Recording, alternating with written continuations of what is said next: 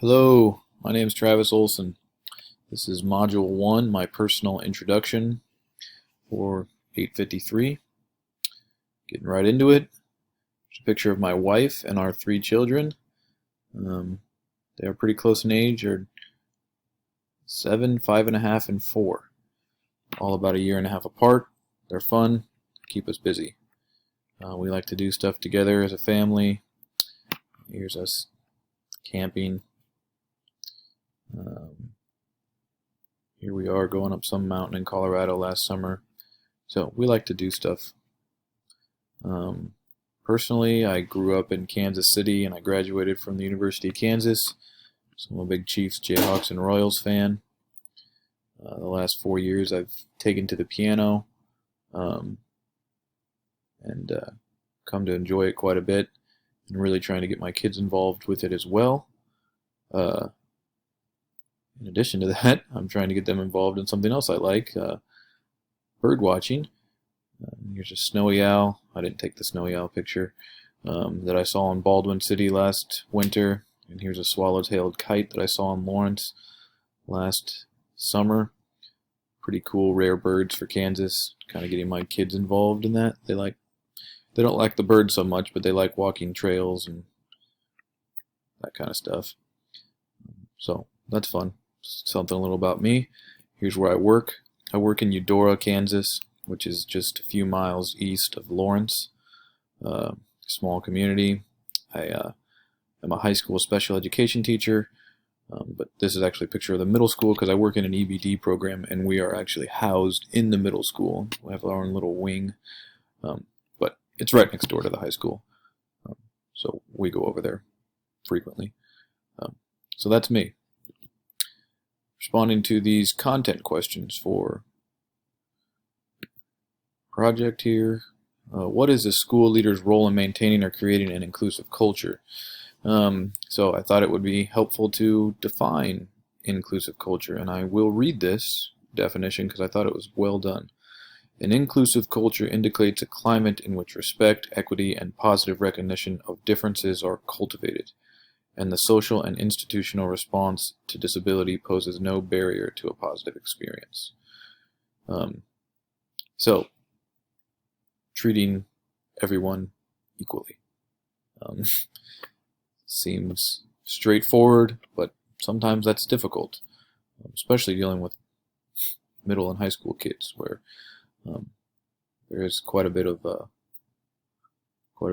bullying and quite a bit of just treating people differently. So if as a leader we can cultivate this idea of respect and equality, hopefully it's spilling over to our students as well. Also, this inclusive education definition demands that schools create and provide whatever is necessary to ensure all students have access to meaningful learning. Same thing, that's our job. We don't want to leave any kid out in terms of learning, so they all deserve to learn regardless of whatever background they have. I really liked this. Inclusion is the opposite of segregation and isolation. We must include them. We don't want to separate. I do work in an EBD program where a lot of these kids we have a small group, but they've kind of been excluded from the general education setting, at least for a time. And, the idea is then to get them the skills that they need to then move back into it. But I certainly deal with feelings of isolationism and segregation just through that. And that's just because of their behavioral and emotional problems. Leaders should model appropriate behavior, encourage appropriate discussion, use accepted language, and continue to learn about this stuff. So we don't know it all. What can a leader provide to encourage advocacy? A couple straightforward things, use correct language about race, gender, sexual orientation. And stop derogatory speaking about it.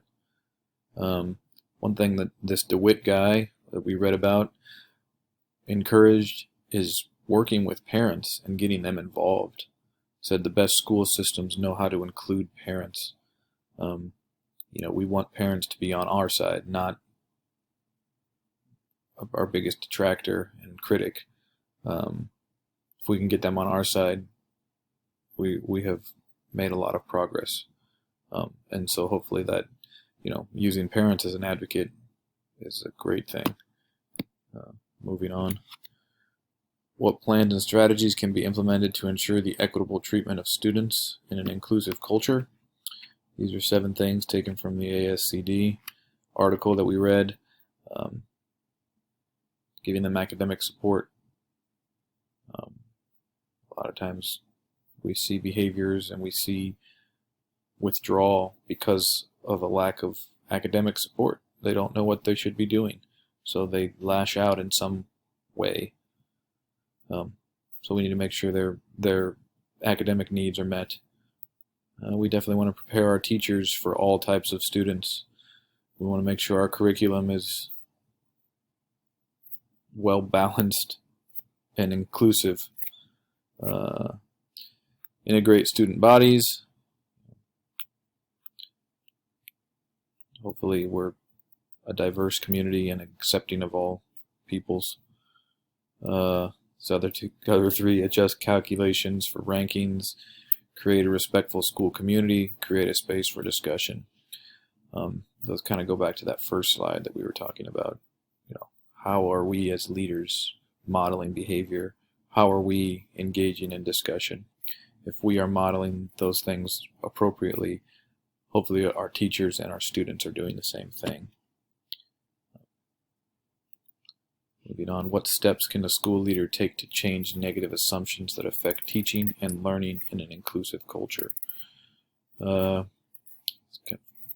on this one. Adopt character education words: respect, acceptance, honesty. Encourage teachers and students to read, about the changing times and about the changing ways that would help promote these school cultures. Promote thinking and discussion.